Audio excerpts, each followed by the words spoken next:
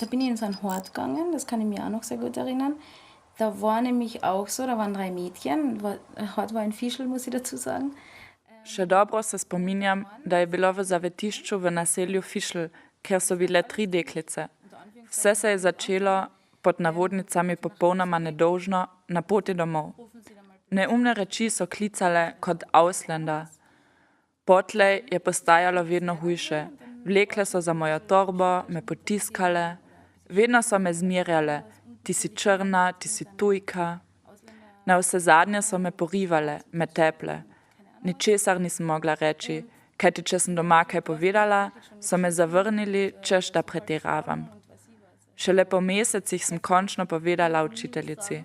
Ona je itak cool reagirala, ker je rekla, da sprva grem jaz domov in sošolke pol ure kasneje. Seveda jima je brala levite, da pač tako ne gre. To je bilo zelo odločilno doživetje, ki ga ne bom tako hitro pozabila, ker je bila zame tortura. Šola, potem v tale trapasto zavetišče v strahu, prosim ne. In pri jedi, ko jedo vsi skupno, so me že tako gledale, danes po pouku. Moram reči, to je bilo čudno, nenormalno. Ja, in potem so te pač po šoli namlatili.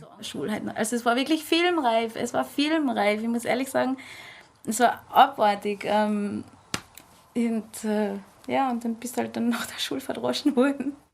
Bilo je pozneje. Bila sem že starejša kot v zavetišču, ampak 6, 7 leti sem si mislila, hočem imeti drugo polt. Vedno so bile moje sanje, da ne bi bila temna. Že kot otrok sem mislila, da mora obstajati možnost, da se narediš belega. Kot otrok tako misliš.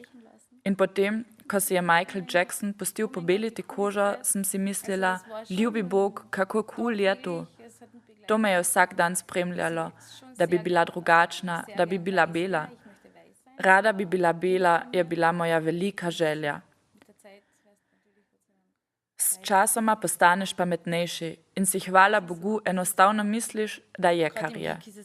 Nekega dne sem sedela v baru in se pogovarjala z nekim gostom. Bil je prijeten pogovor, pa ne vem, zakaj si je naenkrat mislil, ti si tujka, in me vprašal, če bi moja mama pri njem hotela čistiti stanovanje, če slučajno išče delo. Bila je situacija, ko sem si enostavno mislila, kaj pa naj zdaj to. Vprašal me je, odkot prihajam, in sem mu povedala, da je iz Indije.